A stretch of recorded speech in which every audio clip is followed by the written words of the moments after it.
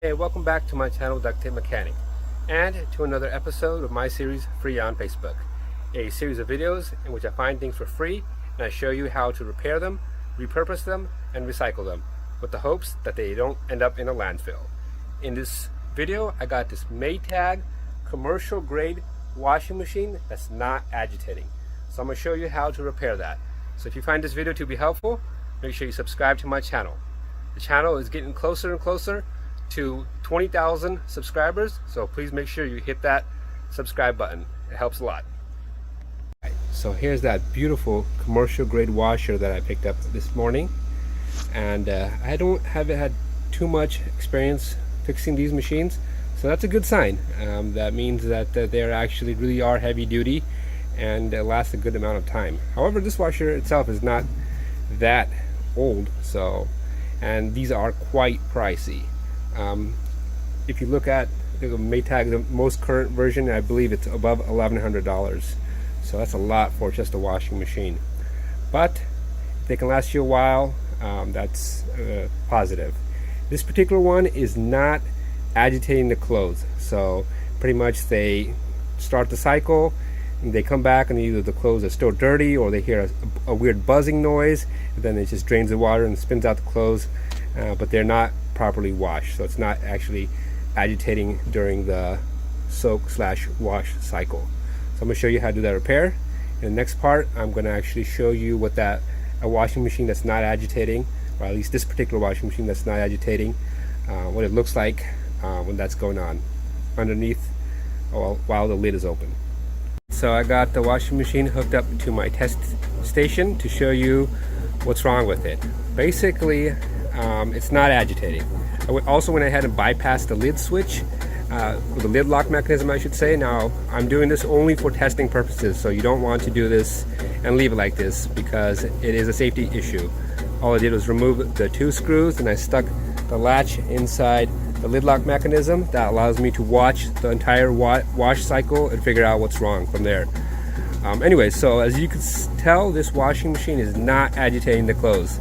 It's just making this kind of a clicking noise and it's not moving at all.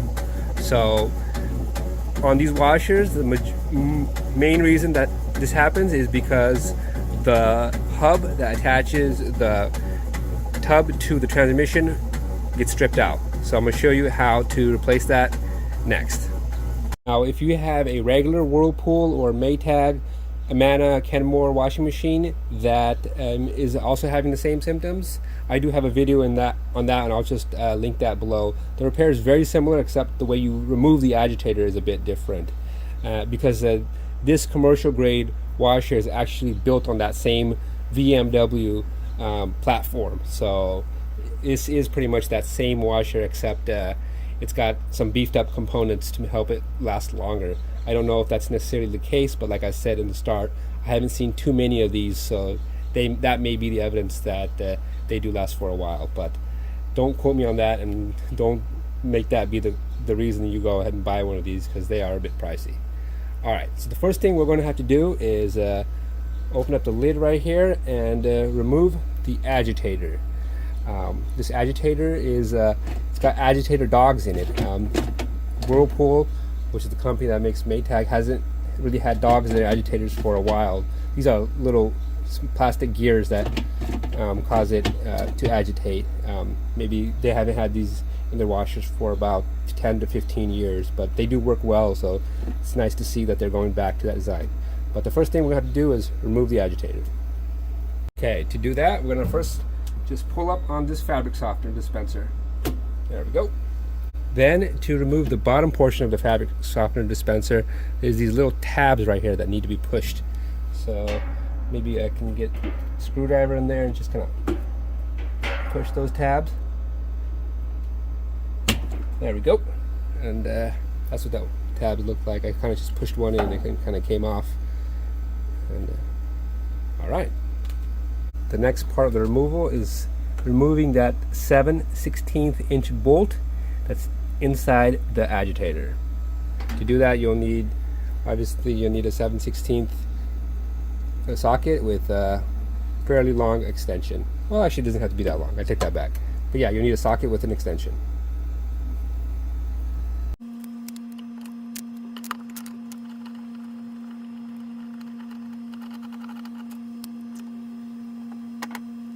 Once you remove the top portion of the agitator, you're going to come across something that's just completely new to the commercial grade, which is this part right here. So to remove this, there's a screw right there. Let me see if I can stick my camera down there.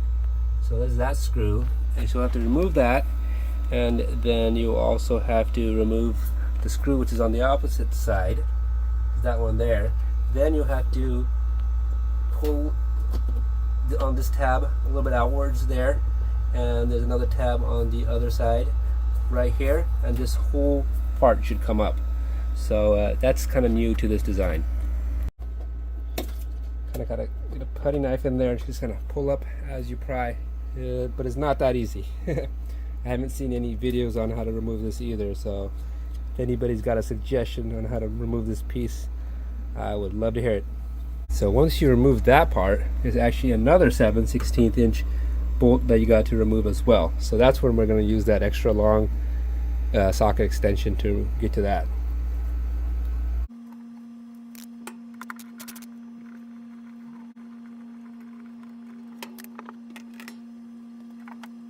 Finally get access to the hub.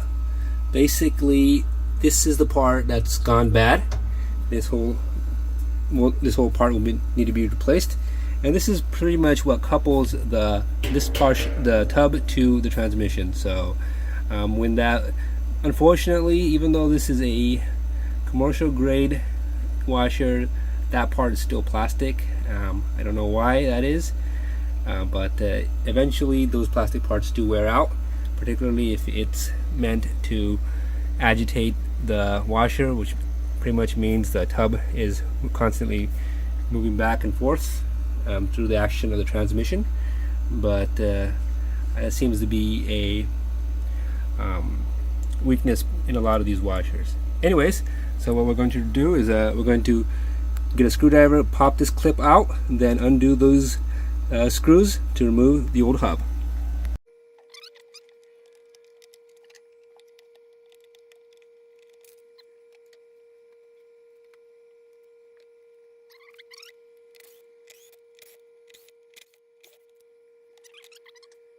Alright, so if you actually look inside of the old hub right here, you could see that these teeth are pretty much completely worn down. So that makes sense, because as we saw, the tub wasn't moving at all, even though the transmission was working just fine. So as you can see, these are pretty much all bald or worn out. And lucky for me, this is a fairly common issue with these types of washing machines, and I do have a replacement hub on hand. And I'll show you what the good teeth should look like. And as you can see, the teeth are perfect on this hub. So we're going to go ahead and reinstall that. And to install that is pretty much everything in reverse. So we're going to be going ahead, putting these on the teeth, lining up the holes, screwing down the hub. I like to go in kind of like a star pattern, and then putting the clip back on.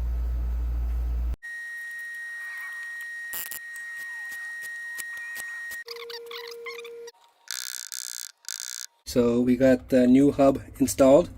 That clip did require a little bit of persuasion. I had to give it a couple of taps with the hammer, but it's on there nice and tight. And now we're going to put the agitator back on. We're going to start with the bottom piece. I never really take the bolts out of here, so we just kind of slide them back on and tighten that back up.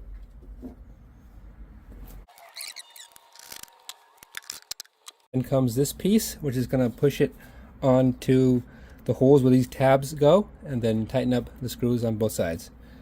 It's a lot easier to install it than to take it apart, like so. Then we'll just take care of the screws.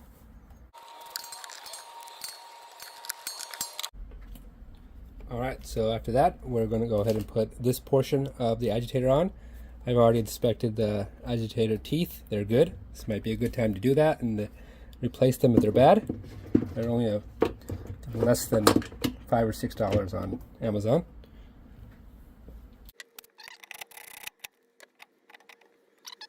After that, we'll put the fabric softener dispenser back on. Just kind of clips into place right here. There you go. All right, so with everything reassembled, I'm gonna give this thing a test run. So we're back at the test station. The washer is on the wash cycle, and I've still got the lid bypassed so we can see what's going on. And we open it up, and as you can see, it's agitating away, as it should be. So that's how you repair this nearly $1,000 washing machine. I'm actually tempted to keep this one for myself because I just like the way it looks. On top of that, it is fairly well built as well. It's obviously got some problems, which pretty much everything does. But yeah, if you found this video to be helpful, hit the thumbs up sign.